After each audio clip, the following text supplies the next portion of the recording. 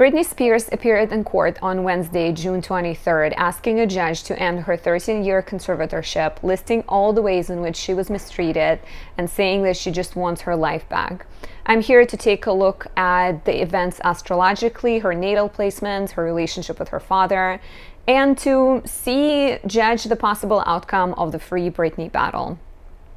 But first, allow me to introduce myself. My name is Anastasia. I'm a traditional Western astrologer. I'm very active on Instagram and I do natal chart and predictive readings. There are links in the description below. If you appreciate my work, if you value my time, please subscribe to my channel and hit the like button. I really appreciate all of the comments and likes that you guys leave me. So what's going on? Britney Spears was court-ordered in 2008 to be in a conservatorship where her father and there were a couple of other players control her finances and her life choices. On June 23rd, this Wednesday, she came to court and she listed all the ways that her conservatorship was misused and the ways in which she was abused. Amongst the few, she talked about being forced to perform, being scared to say no, she has to take medication, she has to take birth control, she cannot get married, she cannot have children, she's unable to drive. Definitely seems, it's honestly for me, it touched me so deeply because she's a Libra rising, I'm a Libra rising. I feel a sense of connection with her, and it's like a chilling speech where a few times through it, I definitely got goosebumps and just felt like how crazy it is that someone with this amount of talent and, power and influence can be so mistreated. So if you haven't heard the speech, it's available out there. You can totally check it out. What's interesting is that she kept quiet for a really long time, and she even addressed her Instagram fans apologizing for putting on a show, putting on a persona of everything being fine. She said in her speech, I've been in denial, I was in shock, I'm traumatized. She was worried that the world will not believe her. She was kind of hesitating to speak up because of all the ways, I guess, all of the things she's been through. So let's take a look at her astrology placements and see where all of this is coming from and what might be happening in her life right now that is showing up. Why now? Why all of this stuff is happening right now? She's going through a lot of things. Her chart is being lit up in multiple places, so it definitely makes a lot of sense. So one thing that, when I was listening it, being a Libra rising myself, she was talking about feeling bad to say no. She multiple times she talks about her great work ethic and how she takes everything she does very seriously.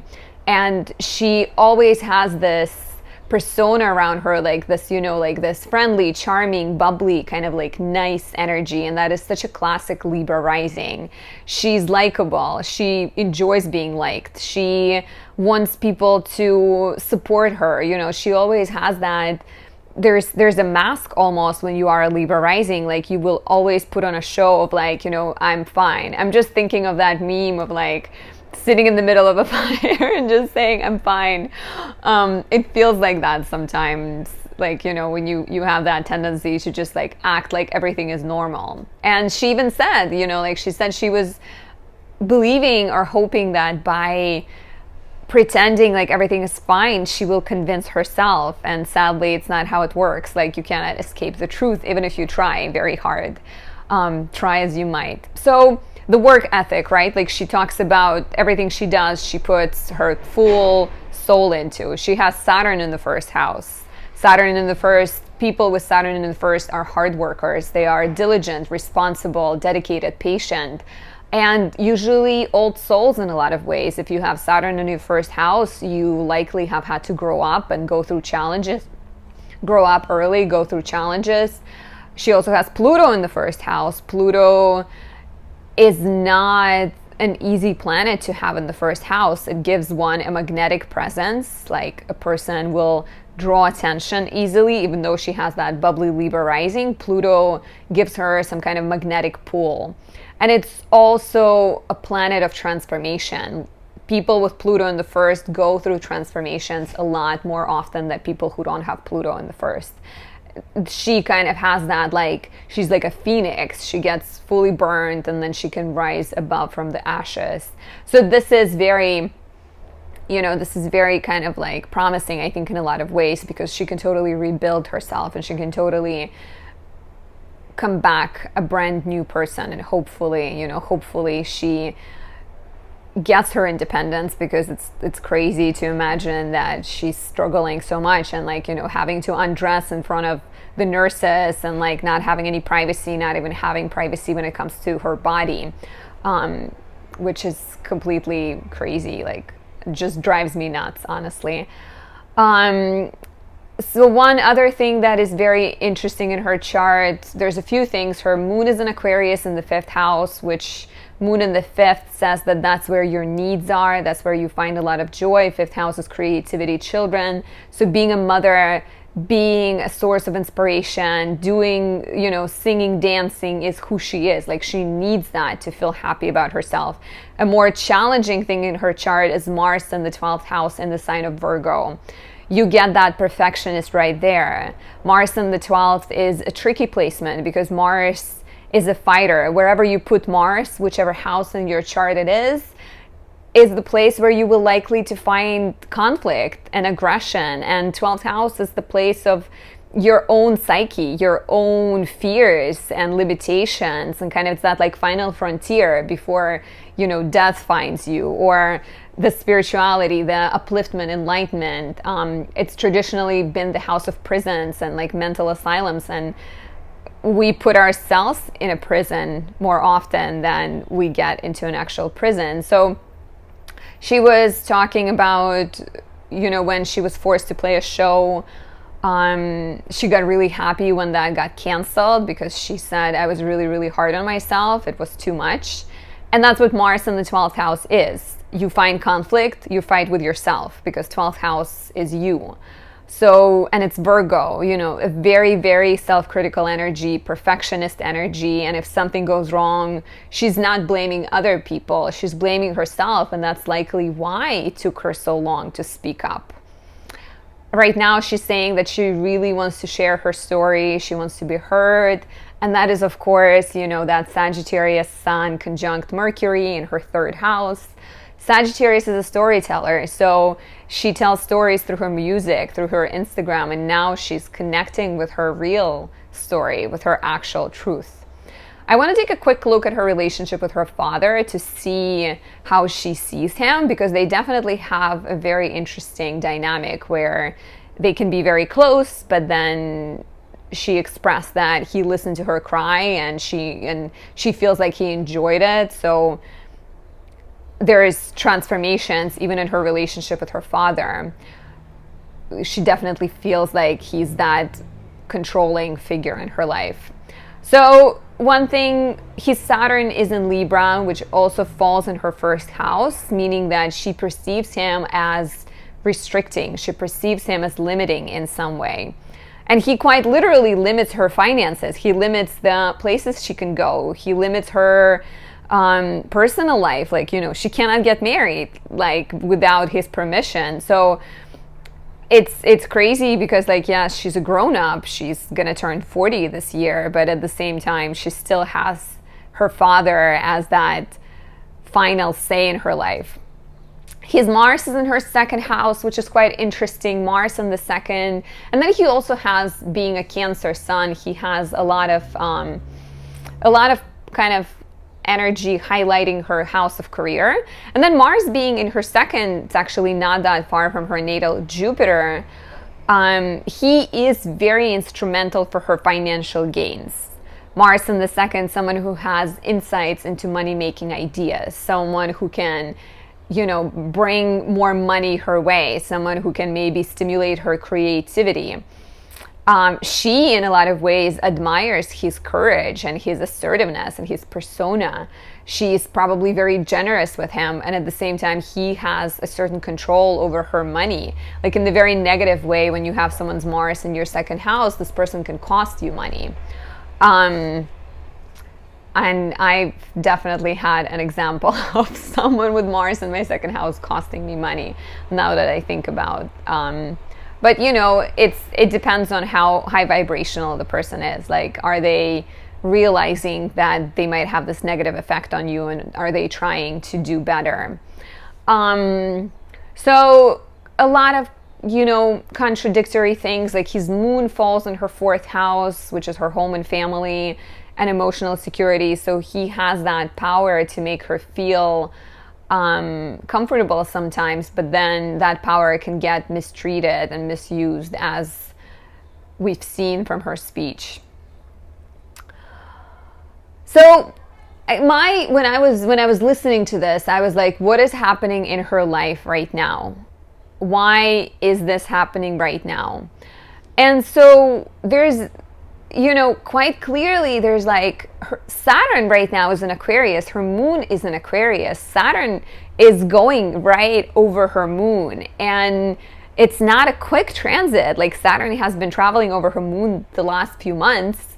And then Saturn is retrograding and touching her moon again. And then he's going to touch her moon again in January 2022. So it's a long, long process. And what is Saturn if not that, like, you know, get your shit together, like face your fears, work really hard. It's cold energy.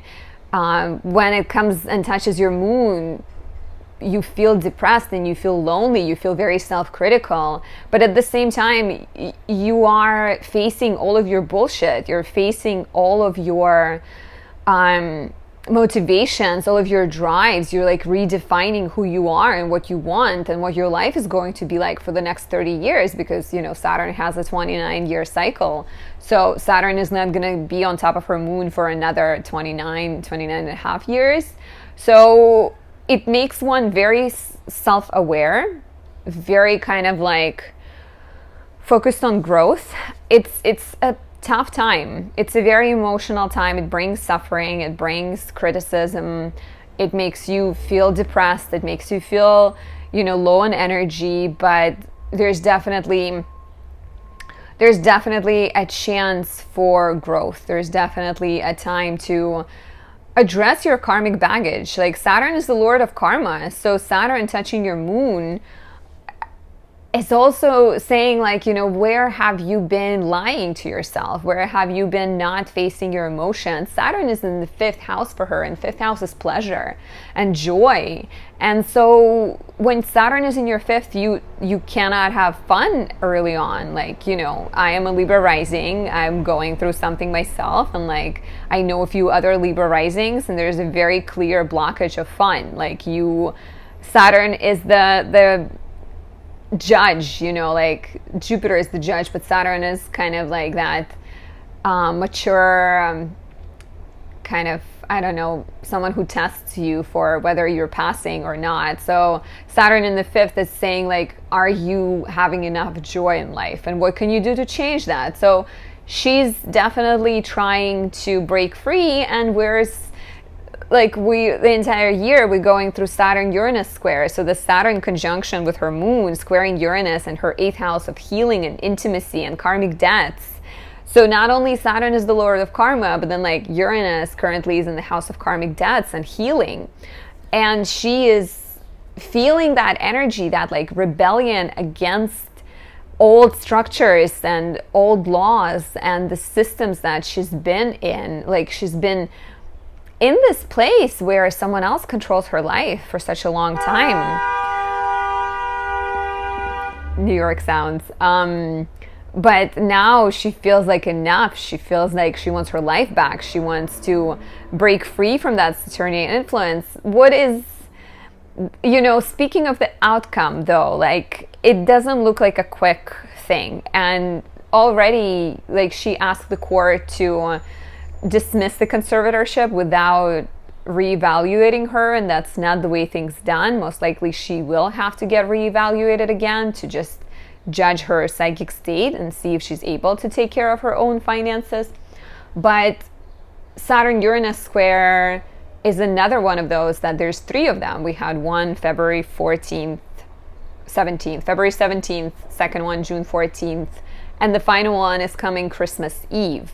and then she's going to have another Saturn moon conjunction in January. So I don't foresee things progressing really quickly, but I think she is going through a big change, and I think there is deep healing, and I cannot also see things staying the same way. Like, it doesn't, but you know, whenever we have Uranus in the 8th house of like intimacy, healing, fears, shaking up your like intimate world, shaking up your relationships with other people, and Saturn in the 5th, kind of making you face all the ways in which you enjoy life. Saturn here is in the winning position. So like the change must and will happen, but it will go through all of these traditional structures, right? And like traditional systems. Like, she cannot be the one to free herself. Her fans cannot be the ones to free her, despite of all of the activity that is surrounding her right now. She has to go through the legal system. She has to go through the LA court system. So she will change, and I believe that she will gain her freedom, but it's not going to be an easy and quick process. Like, it's amazing that she's speaking up, honestly. Like, the fact that she was putting on a mask of everything is fine while the flames were taking over her life, is, I think, to me, like a very classic Libra rising way of dealing with things. But change, it's time for change, and she will win. I believe that she will win. I guess we'll see what happens. Let me know what you think about the story. Let me know how you feel about Britney. Do you feel like the story is exaggerated? Do you believe her? What are your prognoses? And if you'd like to know more, if you'd like me to maybe do more videos like this, let me know in the comments below. I appreciate your time and your attention. Thank you so much. Have a great week. Bye, guys.